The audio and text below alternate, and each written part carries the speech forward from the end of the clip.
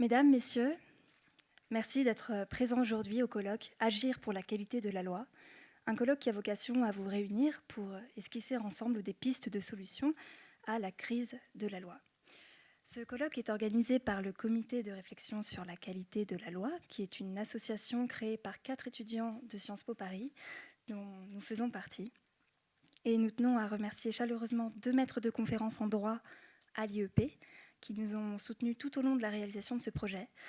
Alban Jeunet, monsieur Alban Jeunet, qui est administrateur entre ces murs à l'Assemblée nationale, et monsieur Jean-Christophe Ménard, avocat et docteur en droit. Merci. Un grand merci également aux membres du comité scientifique de ce projet, dont la plupart nous font l'honneur de leur présence aujourd'hui ou qui nous rejoindront un petit peu plus tard. Un grand merci à eux également. Alors, nous avons jugé bon d'organiser cette rencontre en 3 moments.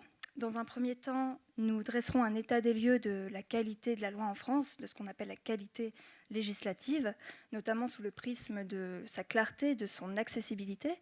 Ensuite, nous parlerons des facteurs qui participent de la dégradation de la loi, notamment dans son élaboration. Et enfin, nous aborderons les conséquences, les coûts de ces défauts normatifs qui se manifestent clairement dans son application, dans l'application de la loi. À la fin de chaque session, un temps sera consacré aux questions, à l'échange. Surtout, n'hésitez pas à intervenir à ce moment-là, c'est ce qui fera la richesse des débats. Dans la première session de ce colloque, une question centrale s'impose. Le lien entre la loi et le citoyen est-il rompu ?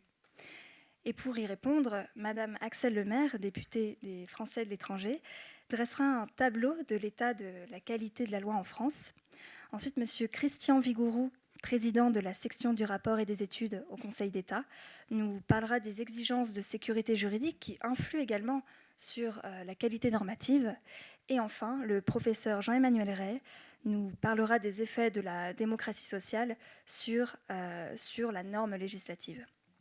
Et sans plus attendre, je laisse la parole à Madame la députée pour l'ouverture de cette première session. Merci beaucoup. Bonjour à tous. Merci d'être présents cet après-midi. C'est pour la communauté des juristes un jour triste, puisque vous avez appris, comme moi, le décès du professeur Guy Carcassonne, le président de l'Assemblée nationale, qui ne peut malheureusement pas être présent avec nous cet après-midi, m'a demandé de vous faire savoir qu'il s'associe pleinement à l'hommage qui doit ici être rendu au professeur Carcassonne. Vous l'avez sans doute bien connu, les nouveaux parlementaires n'avaient pas eu la chance de travailler avec lui. C'est donc un immense regret que de voir disparaître la perspective de pouvoir profiter de l'immense qualité humaine et de la grande technicité de l'expertise du professeur Carcassonne en tant qu'élu. Je crois que le professeur Carcassonne aurait aimé participer à ce colloque, ne serait-ce que parce qu'il faisait partie des constitutionnalistes qui étaient les plus vocaux pour dénoncer l'inflation législative. Il considérait qu'à l'heure actuelle, tout sujet qui passe aux 20 heures fait désormais l'objet d'une loi.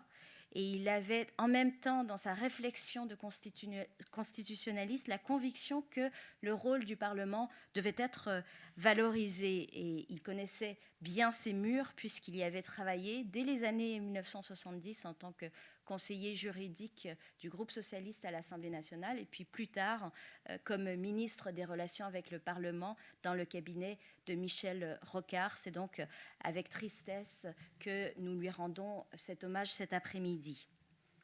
Je suis très honorée d'introduire ce colloque organisé à merveille par les étudiants de Sciences Po, par Ivan Trippenbach, par Laure Bourdon, Philippe Brun et Charles Ménival. Je les félicite pour leur engagement de juristes, mais aussi de citoyens, puisque derrière le remarquable travail de veille législative qu'ils effectuent au quotidien, leur contribution permet d'accroître la conscientisation des citoyens aux enjeux législatifs. Donc je leur souhaite bonne continuation dans ce travail. Alors pourquoi s'interroger aujourd'hui sur la qualité de la loi? Pourquoi la question se poserait-elle plus en 2013 qu'elle n'a pu se poser il y a 200 ans? Eh bien, d'abord parce que nous vivons dans une société qui est obsédée par l'efficience, alors que la loi est lente, elle est obsolète, on l'a dit, incapable de refléter les évolutions de la société et son rythme contraste avec la vitesse de constat de ces évolutions. On parle d'optimisation fiscale pour la dénoncer, mais il faudrait peut-être poser la question en termes d'optimisation législative. Comment réussir dans ce cadre d'urgence toujours plus grande à optimiser la qualité de la loi? Le postulat de ce colloque est donc le suivant: la loi est mauvaise et cette mauvaise qualité nuit aux objectifs recherchés par l'outil législatif. Je dois dire que j'ai moi-même été biberonnée à cette idée, puisque à Sciences Po, j'ai aussi étudié les rapports du Conseil d'État, le premier datant de 1991, et que, en tant que législateur, on me rappelle souvent l'importance de rédiger la loi de la manière la plus qualitative possible, sans pour autant forcément m'en donner les moyens. Mais l'idée sous-jacente à ce colloque, c'est tout de même qu'il y a trop de lois et que la loi est mal écrite. Trop de lois. Bernard Pivot, parlant des livres, disait que la quantité est inversement proportionnelle à la qualité. C'est peut-être vrai aussi des lois aujourd'hui. Alors effectivement, si on regarde le nombre de pages, le nombre de mots, le poids, les chiffres sont accablants, puisque le journal officiel compte aujourd'hui 23 000 pages quand il n'en comptait que 10 000 dans les années 80.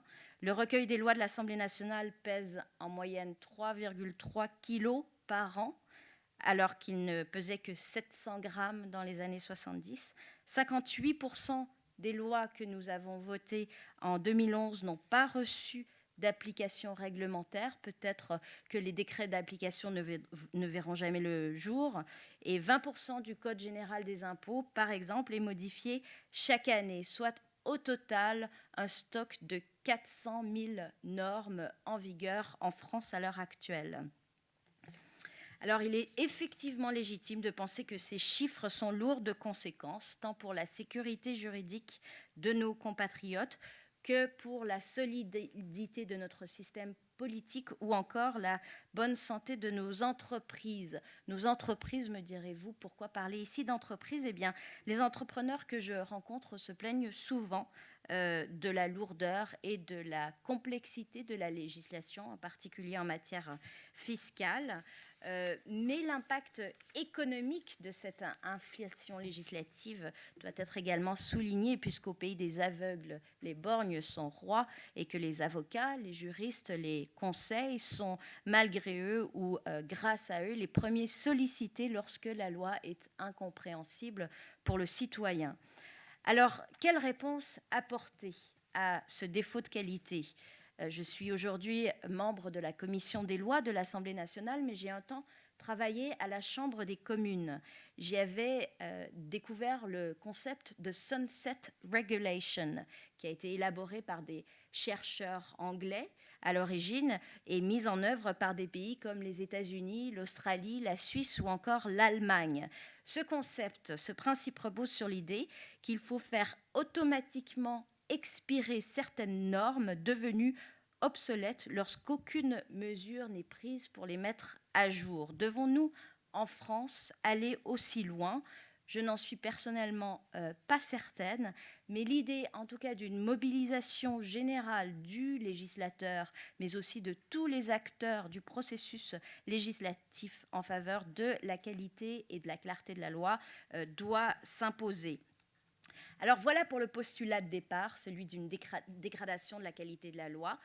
Vous aurez compris que j'y mets une nuance légère, d'abord parce que comment mesurer cette qualité au-delà de chiffres. On peut facilement mesurer la qualité de l'air, par exemple, par la stabilité des concentrations de NO2 avec la réduction globale des oxydes d'azote et les émissions directes de dioxyde. Pour autant, on ne peut pas mesurer avec des instruments, des outils objectifs la qualité de la loi. Et puis ensuite et surtout, j'apporte un bémol à ce postulat, c'est celui que la loi reflète les tensions démocratiques à l'œuvre. Sans doute si nos lois étaient écrites par un seul homme, par exemple, au hasard un dictateur autocrate, si possible fin juriste, alors elle présenterait une cohérence fabuleuse. Mais la loi est issue de la discussion politique, d'un compromis entre plusieurs expressions parfois contradictoires. Et le président Sueur, qui conclura ce colloque en linguiste tout autant qu'en juriste, exprimera cette complexité. Alors si le constat est aujourd'hui partagé d'une dégradation de la qualité de la loi sur la quasi-totalité de nos bancs, la réponse apportée à cette dégradation est politique et dépend de la vision politique du but recherché par la loi. Les socialistes, qui sont plus fidèles à l'accordaire, considèrent que entre le fort et le faible, entre le maître et le serviteur, c'est la liberté qui opprime et c'est la loi qui libère. La loi, finalement, qu'importe son nombre, est condition de l'affranchissement des plus opprimés. Pour les libéraux, et pardonnez-moi de caricaturer le trait, à l'inverse, la loi est davantage une règle minimale qu'il convient de contraindre à une portion restreinte. La précédente majorité a fait adopter 4 lois de simplification du droit sous l'impulsion de l'ancien président de la commission des lois de l'époque, Jean-Luc Warsmann. Ainsi, en 2007, en 2009, en 2011, en 2012, avec 30 articles, puis 140 articles, puis 200 articles, et enfin 134, on peut peut-être considérer que ces lois de simplification ont paradoxalement complexifié le droit. Faut-il dès lors introduire un mécanisme contraignant de suppression automatique des normes devenues obsolètes ?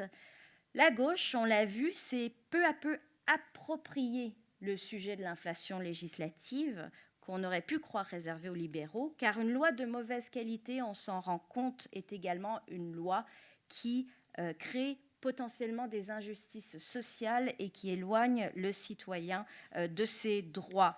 C'est par exemple l'esprit qui guide les futures ordonnances concernant le logement social. Et le fait que le président de la République ait annoncé l'usage des ordonnances et que ce choix ne suscite pas un tollé dans les rangs des parlementaires est sans doute très significatif, puisqu'en dépit de la méthode qui potentiellement va à l'encontre des droits du Parlement, l'urgence et l'urgence sociale est reconnue, puisque ces ordonnances permettront de servir les plus démunis en permettant aux collectivités locales et aux offices HLM de construire plus facilement et plus rapidement des logements sociaux. Alors, c'est la raison pour laquelle je crois que ce colloque arrive à temps, puisque peut-être le temps est venu d'une synthèse politique pour considérer que l'impératif d'amélioration de la qualité de la loi doit s'imposer. Et puis ce colloque arrive à bon escient, puisqu'il réunira pour la première fois dans nos murs tous les acteurs du processus législatif et pas uniquement le législateur qui peut sinon être considéré comme le principal, voire l'unique responsable de la dégradation de la qualité. Nous aurons donc l'occasion d'écouter des parlementaires, mais aussi des hauts fonctionnaires, des représentants du Conseil constitutionnel, du Conseil d'État, des économistes, des praticiens du droit et des magistrats. Tous les acteurs du processus législatif pourront donc tenter d'esquisser des réponses à ce constat de la dégradation du droit. Alors, pour terminer, peut-être puis-je partager avec vous l'expérience personnelle qui a été la mienne depuis les débuts de mon mandat, c'est-à-dire depuis 1 an. C'est une expérience courte, mais qui me donne peut-être l'occasion d'avoir une certaine liberté dans mes observations. D'abord, il ne faut pas perdre à l'esprit les rapports de force qui se créent dans ces enjeux discursifs autour de la qualité de la loi. D'abord, rapport de force entre la majorité et l'opposition. On voit bien que la loi est un instrument d'opposition. La loi sur le mariage pour tous en a été encore la preuve, avec plus de 5000 amendements déposés par la droite, des amendements qui apportaient peu au fond pour le droit, mais qui étaient des amendements pour l'essentiel d'obstruction parlementaire. Cela dit, ces rapports de force politique contribuent à l'élaboration de la loi. J'ai aussi constaté des tensions dans le partage des rôles entre l'exécutif et le législatif, puisque pour modifier des textes, pour que le législateur amende un projet de loi, eh bien, il faut parfois mettre en jeu une certaine tension entre le député et les sachants, les techniciens du droit, les experts des cabinets qui considèrent parfois qu'ils ont la maîtrise juridique de la connaissance alors que les élus passent. Je suis persuadée que de nouvelles formes de dialogue qui doivent être plus anticipatoires, qui doivent se former plus en amont de la création de la loi doivent être trouvées.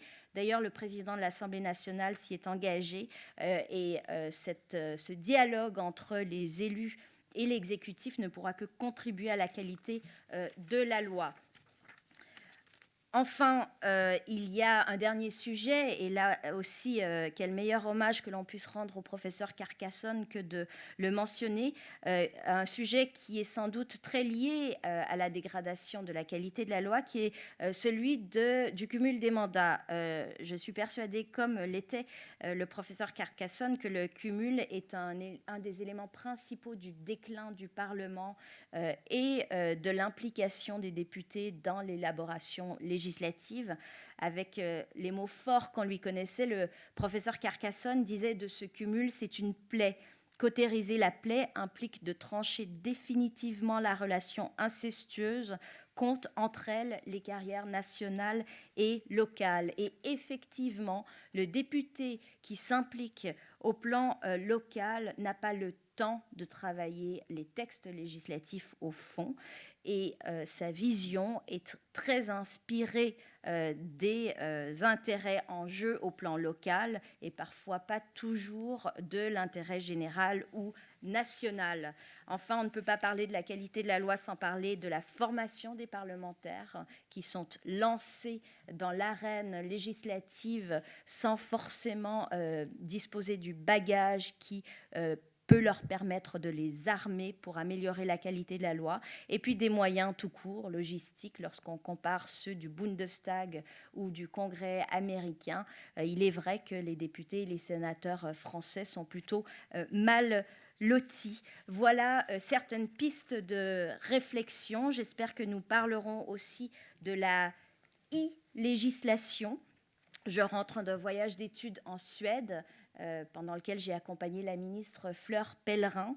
Il me semble que nous n'avons pas exploité toutes les potentialités possibles des nouvelles technologies dans le travail en amont de rédaction des amendements, dans le suivi du processus rédactionnel entre les cabinets, entre le Parlement et l'exécutif, la coopération rédactionnelle, aussi pour la codification des lois existantes et pour le suivi de l'application du droit. Les nouvelles technologies nous offrent un champ des possibles qu'il nous appartient d'utiliser de la manière la plus inventive qui soit. Alors, ayons cette réflexion, elle est utile. Gardons à l'esprit néanmoins que la loi a les qualités de ses défauts, elle est trop nombreuse, elle est complexe, mais qu'elle a aussi les défauts de ses qualités, car la précision et la simplification ne servent pas toujours la finesse nécessaire à la rédaction législative. Des intérêts parfois sous tension, entre parlementaires, entre juges constitutionnels, administratifs, judiciaires, entre le gouvernement et l'opposition, entre l'expert et le citoyen, entre l'intérêt particulier et l'intérêt général, de ces tensions naît l'art de légiférer. Alors attention à bien continuer d'ériger ce travail législatif en art, et attention aussi à laisser respirer dans le cadre des institutions actuelles le Parlement, même si cette respiration est parfois haletante, hésitante et un peu essoufflée. Je vous remercie. Merci, Madame la députée, pour ce bel état des lieux. Vous avez en effet souligné le phénomène de l'inflation législative, de la complexité normative également. J'ajouterai un nouveau bémol à présent qui, je l'espère, enrichira le débat. Cette complexité législative et parfois même la complexité, la lenteur de la production normative sont aussi gages de sécurité juridique.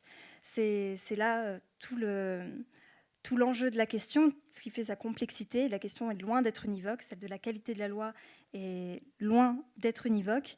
Et pour cela, M.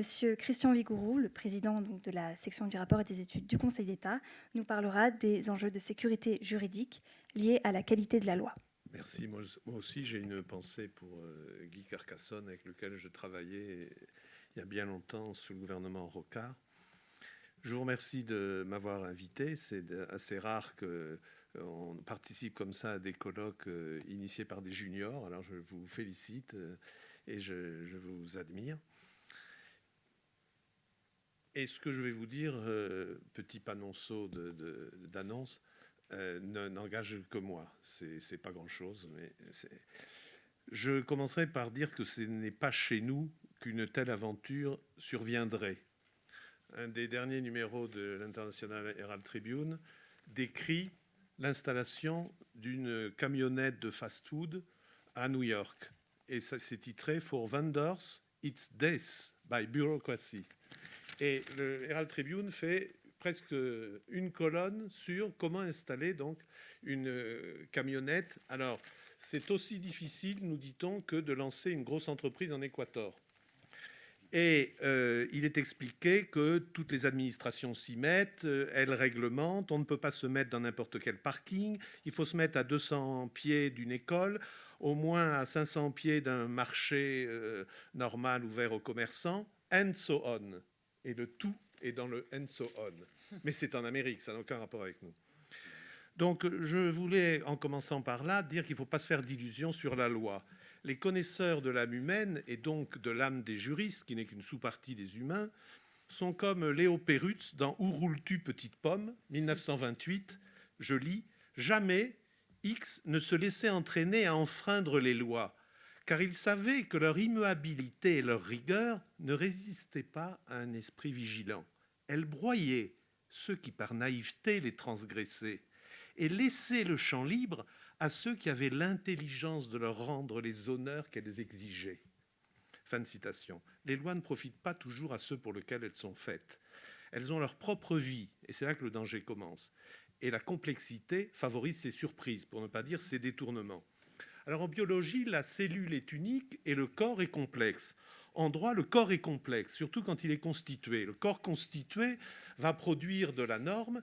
Alors, avec de la simplicité quand il s'agit de déclaration de droits, de charte des droits fondamentaux, mais quand on entre dans le concret, je ne dis pas dans le sérieux, que sont l'argent avec le Code général des impôts, la propriété avec le Code civil et le Code de l'urbanisme fraternellement réunis, l'enfance et la filiation avec l'adoption, qui est tout un parcours avec agrément, contrôle, vérification, jugement, là, parce qu'on est dans le sérieux et dans la passion, on est dans la complexité. Alors cette complexité face à la sécurité, 1, elle est dangereuse, 2, elle est inévitable, 3, elle est à maîtriser. 1, elle est dangereuse. Je ne vais pas reprendre l'excellente discussion au Sénat le 16 avril 2013 de la mission de contrôle d'application des lois, le rapport Lambert, etc. Je voudrais vous faire part des 4 coins qui s'enfoncent dans la sécurité et qui sont comme des assauts sur la sécurité. Premier coin, la complexité législative est facteur d'incertitude. C'est le mystère de la grande pyramide, la pyramide des textes qui ne s'emboîtent pas. Et combien de fois, dans les sections administratives du Conseil d'État, on passe notre temps à poser au gouvernement la question célèbre « Mais que voulez-vous » Parce qu'après avoir lu le texte, on n'a aucune idée de ce que le gouvernement veut. Alors ça jette toujours un froid. Et puis ensuite, quelle est la portée de tel terme? Quel est le champ de ce concept? Avez-vous pris des dispositions transitoires? On reprend complètement la mécanique. Donc, facteur d'incertitude. Deuxième coin, le texte contestable, la complexité est facteur de contentieux. Le juge, notamment administratif, se pourlèche les babines, si je puis m'exprimer ainsi, parce qu'il suppute les angles morts de la loi et il sait que telle disposition ambiguë va produire de l'illégalité. D'ailleurs, la Cour de cassation, première chambre civile, 20 mars 2013, reconnaît un caractère abusif à des clauses ambiguës dans un modèle de contrat proposé aux consommateurs. Le rapprochement de ambigu et d'abusif me réjouit parce que c'est vrai que les deux termes peuvent aller ensemble. Troisième coin, le texte prolifère.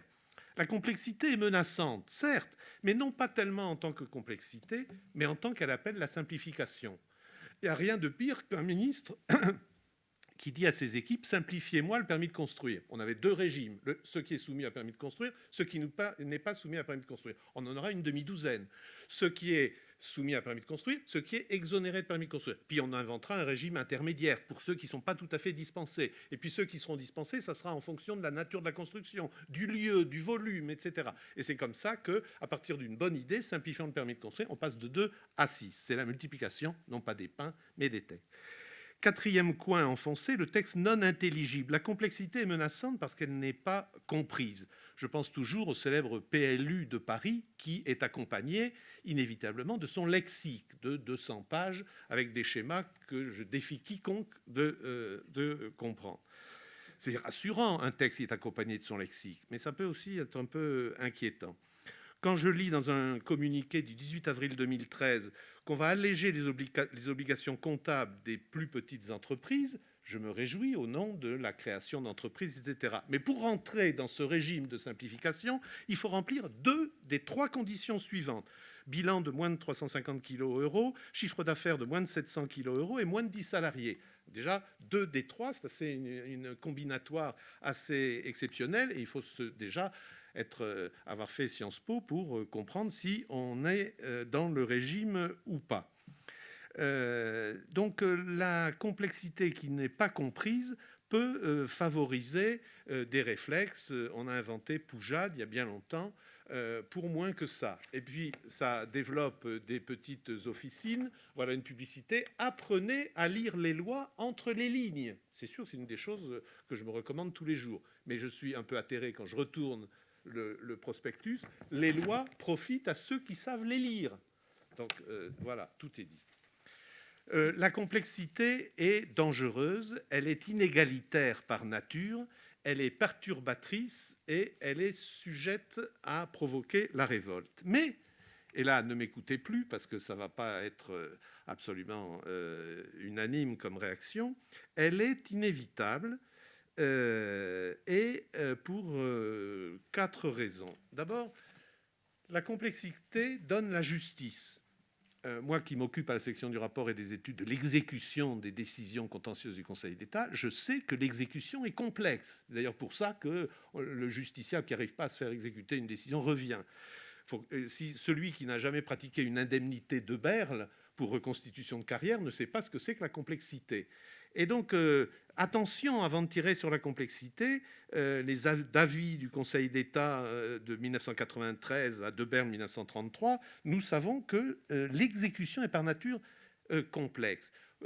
Tout juge judiciaire qui essaie de faire prévaloir une législation hésitante sur le travail le dimanche et le triomphe de Bricorama, c'est que l'exécution est complexe. On obtient une décision, là je parle du judiciaire pour me dédouaner, et puis ensuite on va devant le juge de l'exécution, ça remplit les gazettes, mais la complexité est tenace et la complexité contribue à la justice. Deuxièmement, la complexité donne la liberté.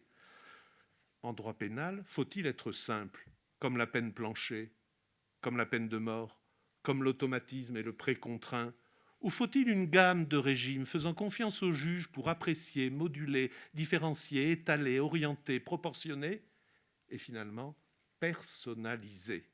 Dans les années 30, le juge américain Cardozo, dans sa belle Nature de la décision judiciaire, évoquait les risques du vêtement de confection par rapport aux sur-mesures. C'est aussi le droit. Troisièmement, la complexité donne la sécurité. À chacun son dû. L'impôt sur le revenu par tranche, tout un système de tranches et d'exonération, c'est la quintessence de la complexité. Qui voudrait renoncer aux tranches pour un impôt simplement proportionnel? Les quotas, lorsque l'Assemblée contentieux, il y a quelques semaines, traitait des lois qui, sur 3 candidats à une élection professionnelle, exigent 2 sexes sur 3 candidats, c'est quand même pas une révolution formidable, mais c'est complexe à mettre en œuvre. Oui, mais c'est la justice et la sécurité. Ceux qui n'aiment pas la loi du 1er août 1905 sur la consommation, parce qu'elle est complexe, qu'elle impose des contrôles sanitaires, des factures à garder pour établir la traçabilité de telle viande, ben non, qui n'aime pas 1905 n'a qu'à lire 1906, La jungle, d'Upton Sinclair. Et après, on ne mangera plus de la viande pendant plusieurs années. Je préfère 1905 à 1906. Quatrièmement, la complexité fait la synthèse. Un schéma, et la France produit des schémas tous les jours, à commencer par les schémas d'urbanisme, les schémas de concurrence, les schémas territoriaux. La France adore les schémas. Le schéma, c'est une complexité faite synthèse. Le problème, c'est que s'il y avait un schéma par domaine, ça irait, mais on multiplie les schémas. À ce moment-là, la multiplication des schémas disperse la synthèse. Et dès lors, très vite, c'est au juge de faire la synthèse des synthèses, de coordonner les schémas, ce qui est une petite industrie au Conseil d'État actuellement. Une des vagues jurisprudentielles, c'est de dire quel schéma l'emporte, lequel prend en compte l'autre, et c'est assez compliqué. L'ABF, le célèbre architecte des bâtiments de France, qui a un coût et qui est relativement honni, si j'en crois la fréquence des propositions de loi et aussi des projets pour l'encadrer, lui couper les ailes. Prosper Mérimée doit se retourner dans sa tombe. Eh bien, cet ABF, il a rendu des services pour que la France soit la première destination touristique du monde par la qualité de ses paysages. Quand nous avons, à quelques-uns, il y a 25 ans, inventé les ZPPAU, c'est-à-dire les zones qui remplacent le périmètre absurde et automatique des 500 mètres autour d'un monument historique, nous redonnions la prévisibilité, donc de la sécurité aux usagers, tout en maintenant la nécessaire sauvegarde du bâti précieux. Parce que la complexité, c'est la conciliation d'intérêts contradictoires. Et cet exemple des ZPPAU qui se sont substitués au périmètre des 500 mètres, je crois, illustre l'idée que la conciliation de la complexité et de la sécurité est possible. Parce que la sécurité juridique, elle est d'abord atteinte par, Madame la députée l'a dit, par la succession des modifications du yo-yo, quelquefois pour revenir à la proposition précédente. Pour avoir participé à la préparation de la loi sur la présomption d'innocence en 2000, elle a été démantelée par la gauche, par la droite, par la droite, par la gauche, et puis 12 ans après, on revient exactement au point de la loi de présomption d'innocence de 2000. Donc, les modifications, les itinéraires des modifications sont peut-être, à mes yeux, le premier facteur de complexité. J'en viens à mon troisième et dernier point. L'important, une fois qu'on a dit qu'elle était dangereuse, mais qu'elle était inévitable parfois, c'est de vivre la complexité maîtrisée. Alors, je fais 3 éloges et 3 appels, et j'en ai terminé. 3 éloges. D'abord, l'éloge de la suppression. Pour moi, la vraie simplification, c'est la pure et simple suppression. D'une certaine façon, le régime de l'auto-entrepreneur, on aime ou on n'aime pas, mais ça a été une suppression de certaines contraintes.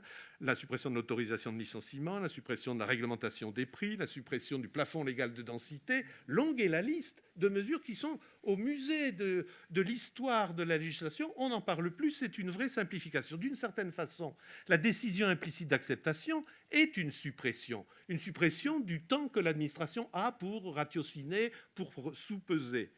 Il ne s'agit plus de réglementer la taille des haricots, mais jouer le principe de responsabilité. Parce que si on suit les exemples croustillants du rapport Lambert-Boulard, eh bien, ce n'est pas si simple que ça, puisqu'on parle de complexité. Ne plus réglementer les cantines scolaires, il y a une grosse mode actuellement de dire les normes des cantines scolaires, c'est scandaleux. Mais ceux qui ont élevé des enfants comme moi, ben, allez regarder ce qu'il y avait dans les assiettes. Alors, normes ou pas, il faut aller... C'est une responsabilité des créateurs, c'est une responsabilité des responsables scolaires. S'il n'y a pas de normes, la responsabilité sera encore plus forte. C'est peut-être une société plus courageuse vers laquelle on devrait aller. Deuxième éloge, l'éloge de la réponse. Que l'administration nous dise oui ou non, mais qu'elle nous dise quelque chose.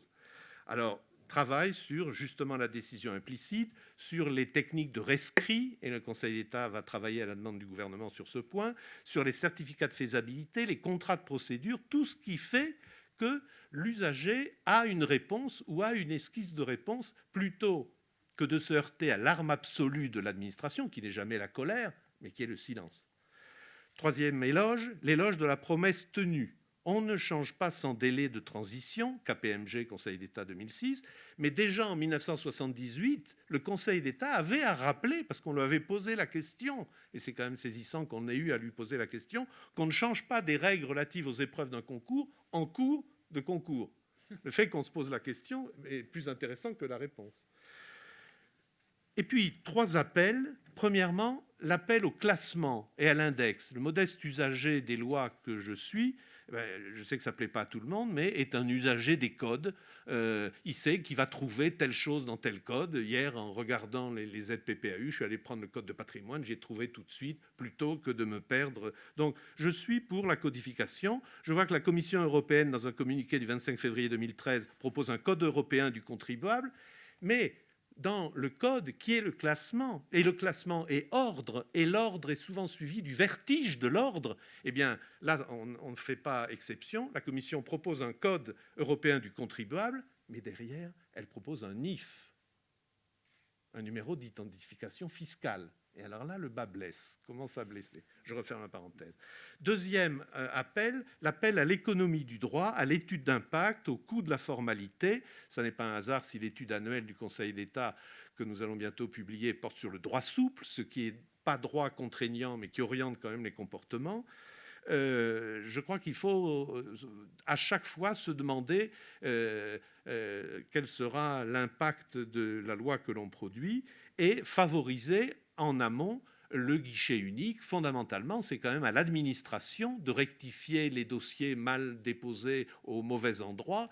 L'administration a un devoir de redispatching, de réattribution à la bonne instance. C'est d'ailleurs ce que fait la ministre du Logement avec un projet de loi qui va vers un dépôt unique de demande d'HLM pour l'ensemble des réservataires et des bailleurs. Troisième appel, appel à la volonté dans l'opération juridique pour dépasser cette résignation qui nous taraude dans les différentes instances qui produisent la loi, à laquelle renvoie cette réflexion terrible, terriblement désenchantée d'un célèbre légiste, Marcel Proust, qui écrit à propos du droit pénal, citation, « Cette relation qui existe presque toujours dans les châtiments humains et qui fait qu'il n'y a presque jamais ni condamnation juste, ni erreur judiciaire, mais une espèce d'harmonie entre l'idée fausse que se fait le juge d'un acte innocent et les faits coupables qu'il a ignorés. » Fin de citation. Je pense qu'il faudrait faire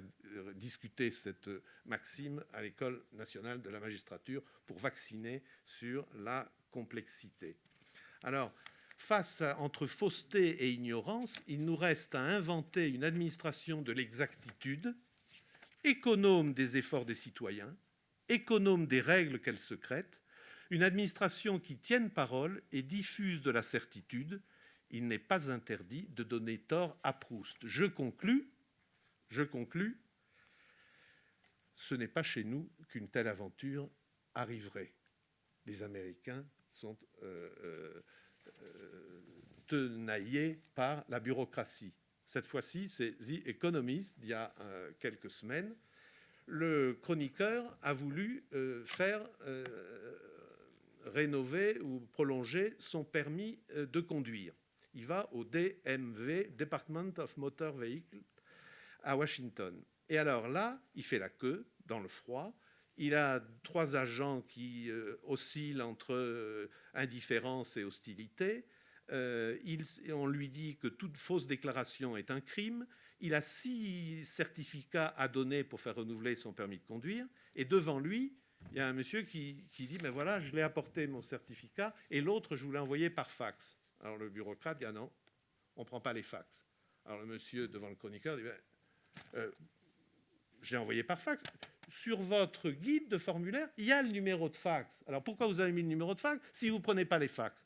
Et on lui répond « We do it as a courtesy. » Et alors, je trouve cette histoire très belle. Elle est américaine. Ça n'arriverait pas chez nous. Je tiens à le dire. Souvenons-nous simplement qu'en administration, la courtoisie passe par l'information et la primauté de l'usager sur le formulaire, c'est aussi ça, le service d'intérêt général. Je vous remercie. Merci, Monsieur le Président, pour ces belles idées, ces exemples très concrets de la complexité législative. Une complexité qui prend sa source, comme l'a dit Madame la députée, dans les tensions et des exigences démocratiques, ou encore dans l'exécution de la justice. Alors, est-ce à dire que cette complexité législative est d'autant plus inévitable que croît la démocratie sociale? C'est à présent un point qui va être abordé par le professeur Jean-Emmanuel Ray. Monsieur le professeur, vous avez la parole. Que généralement, ce sont des personnes plutôt âgées qui écoutent. Et en l'espèce, c'est passionnant de voir des jeunes étudiants de Sciences Po prendre le manche et dire nous allons réfléchir peut-être sur d'autres choses que les choses dites et redites. Sur ce, après le brillant exposé de mon prédécesseur, on va atterrir brutalement parce qu'on va prendre un tout petit bout de la lorgnette. Ça s'appelle le droit social. Certaines mauvaises langues contestent même l'idée que le droit social serait du droit, c'est vous dire où nous en sommes. Pourquoi ce problème est-il spécifique, mais malgré tout, je le souligne, intéressant? C'est tout simplement qu'il y a beaucoup d'étudiants de Sciences Po ici. Le cours de droit administratif, on voit très bien ce à quoi ça correspond. Il y a les lois, la Constitution, les traités, que du par cœur, le SMIC de Sciences Po. Dès qu'on aboutit au droit social, là, les choses complexes commencent. Parce que non seulement on a les sources imposées habituelles, qu'on sait dès la première année, bien sûr, mais il y a le double de sources que Jean Carboni appelait le grand droit et le petit droit. Le grand droit, ce sont les sources imposées, que tout le monde connaît dans la hiérarchie, l'articulation, l'Union européenne. Tout cela, c'est le b.a.-ba. En droit social, on lui ajoute à peu près autant de normes. C'est pour ça que le sujet sur la qualité de la loi, ça pourrait être la qualité des sources, parce que ce n'est pas seulement la loi dans l'application. Et donc, ces normes sont bien sûr, il y a parmi nous des personnes qui ne sont pas gallico-françaises. En Allemagne, en Angleterre, les normes de droit social sont conventionnelles par nature. Par nature. En clair, le sujet qui m'est donné de traiter dans les quelques minutes qui me restent, c'est le grand droit a vu avec un certain mépris, condescendance, le petit droit, les conventions collectives, ces syndicats qui signent des trucs, là, bon, on n'est pas du même monde. Et puis aujourd'hui, David prend sa revanche contre Goliath. David veut imposer sa loi à Goliath. C'est la réforme en cours. Faut-il constitutionnaliser ce que j'appelle la négociation légiférante? On a eu des travaux pratiques il y a quelques mois, rappelez-vous, avec l'accord interprofessionnel du 11 janvier 2013, qui est en train de donner lieu à une loi de juin 2013, qui sera appelée la loi Sapin, sur la sécurisation de l'emploi. Pourquoi cette évolution est très intéressante? Parce que qui peut être, franchement, sur le plan du marketing politique, c'est une idée absolument géniale. Sur le plan technique juridique, c'est sans doute pas pareil. Mais marketing politique, vous prenez n'importe qui, même les plus éminents dans les rangs les plus anciens, et vous lui dites de façon un peu provocatrice, comment peut-on être contre la démocratie politique associée à la démocratie sociale? À moins qu'on ait passé quelques jours à réfléchir sur la question, cette association, et qui, je le répète parce que j'en profite de la présence de jeunes étudiants de Sciences Po ici, correspond à une évolution culturelle qui dure depuis 50 ans. Ce n'est pas par hasard qu'on est passé du Web 1 au Web 2. L'autorité qui tombe d'en haut, l'autorité de la loi, face aux contrats, aux conventions collectives, on sent que ça bouge, on sent que ça craque. Et grosso modo, le sujet qu'on va aborder est celui du Web 1, le sachant qui dit c'est comme ça, c'est pas autrement, la loi qui tombe d'en haut, versus l'intelligence collective. On est plus intelligent à plusieurs que tout seul, même si on sort de grandes écoles auxquelles prépare Sciences Po Paris. Et donc là, on m'a dit qu'il fallait faire attention parce que c'était un colloque organisé par Sciences Po, donc j'ai bien fait attention de ne pas faire 3 parties. Donc 2 parties de 5 minutes chacune. Premièrement, ça fait, et là, les juristes ici, j'allais dire les vrais juristes, mais si vous êtes ici, vous êtes des vrais juristes. J'oppose les vrais juristes aux juristes qui ont une tête en forme de code, pour lequel le droit, c'est une pure technique juridique. On s'excite en faisant de la technique sans penser que le droit est fait pour faire marcher une société, pour faire fonctionner une société. Et c'est pour là que je me permettrai de faire une critique à ma voisine de gauche, Axelle Lemaire, quand elle dit, parce que l'accordaire pour un spécialiste de droit du travail, on connaît un petit peu, la loi qui libère. Et bon, la question, c'est que si la loi devient millefeuille, si elle enserre l'initiative économique. C'est une question qu'on ne peut pas éviter. Ceci étant dit, la loi Larcher, donc 2 parties. Premièrement, on a une expérience en grandeur réelle. Elle est très intéressante et elle pourrait inspirer d'autres branches du droit. C'est la loi Larcher. Ce que dit cette loi Larcher du 31 janvier 2007. Donc elle est dans le Code du travail par la Constitution. La question, c'est si elle va se propulser, nous dit-on, est-ce une bonne idée dans la Constitution? C'est l'article L1, donc qui ne ressemble déjà pas grand-chose dans le Code du travail, qui dit, je vous dispense de la lecture, lorsque le gouvernement a un projet de loi, il doit saisir les partenaires sociaux pour leur proposer de négocier. Alors si vous connaissez le droit communautaire, c'est le décalcomanie, mais le décalcomanie du traité d'Amsterdam qui oblige la Commission à donner un délai, ça ne s'invente pas, de 9 mois, ça ne s'invente pas, pour accoucher d'un accord collectif que reprend avec une grande crainte révérentielle la Commission. En un mot, sur le plan du droit communautaire, ça n'a rien de nouveau. Et je vous rappelle qu'à la fois sous l'ancienne présidence, accord de 2008 aboutissant à une loi très importante du 25 juin qui a créé un mécanisme génial dans le travail, un mécanisme, et là je rebondis sur ce qu'a vient de dire Christian Vigouroux, la rupture conventionnelle, c'est un succès statistique considérable qui simplifie beaucoup la vie des entreprises, mais aussi des salariés. Quand on veut se quitter, il y a un moyen simple pour se quitter, c'est comme le divorce par consentement mutuel, on n'est pas forcé de s'engueuler pour se quitter. Donc voilà un accord interprofessionnel de 2008 qui a donné lieu à un mécanisme juridique légal qui fonctionne remarquablement bien et qu'il faut garder. Même motif, même sanction, le 11 janvier 2013, c'est l'accord qui va donner lieu à l'homologation administrative d'un PSE, pour des raisons sur lesquelles on pourra revenir si vous le souhaitez, mais grosso modo, ce sont des ANI, des accords interprofessionnels, qui ont débouché, et c'est là où, si vous êtes un juriste classique, là, il se passe un drôle de truc, c'est pourquoi les partenaires sociaux négocient dans cette hypothèse-là. Si vous avez une vision classique, colbertienne, de la hiérarchie des sources, il y a au-dessus puis en dessous, voilà des partenaires sociaux, acteurs de droit privé, qui ne représentent pas en aucun cas l'intérêt général, mais les actifs salariés, qui se permettent, dirait le juriste classique, de quoi faire? Eh bien, de prétendre rédiger un texte qui supprimera la compétence d'un comité d'entreprise, qui modifiera la compétence d'un comité d'hygiène et de sécurité, tenez-vous bien, qui modifierait la compétence d'un juge. Comment les partenaires sociaux osent-ils porter atteinte de façon si forte à l'article 34? Quels sont les avantages? Parce qu'il y a quand même quelques avantages. Et là, les grands esprits se rencontrent, les petits se heurtent. Et là, je vais reprendre quelques aspects évoqués par Christian Vigouroux. 4 avantages. Premièrement, une question de tempo. Premièrement, c'est ce que disait... Nous sommes tous très émus ici du décès de Guy Carcassonne sur la loi L20h. La loi L20h, L20h est la loi. Bon. Il est clair que si une affaire épouvantable donne lieu à un projet de loi rapidement bouclé, cette période, nos amis italiens qui sont toujours remarquables, parlent d'une période de refroidissement. Là, on a une période d'amortissement automatique entre 5 et 6 mois qui permettra de faire oublier l'aspect médiatique. Je crois que la meilleure façon de simplifier la loi, c'est de ne pas légiférer. En un mot, déléguer non ferenda. Bon.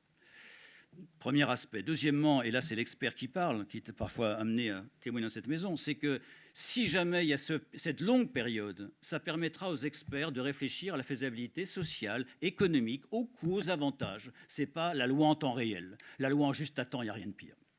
Deuxième avantage, l'association de légitimité politique et de légitimité sociale fait que ça crée du consensus au pays des tribus des Gaules. Qu'il s'agisse des parlementaires, qu'il s'agisse aussi en entreprise, on va y revenir, un texte qui est négocié en amont par des gens qui connaissent le terrain, eh bien, s'applique plus facilement. Enfin, évidemment, si on est très optimiste, on vous dira, et je le suis par nature, quand on parle à des jeunes, il ne faut jamais être pessimiste, il faut donner l'espoir dans l'avenir.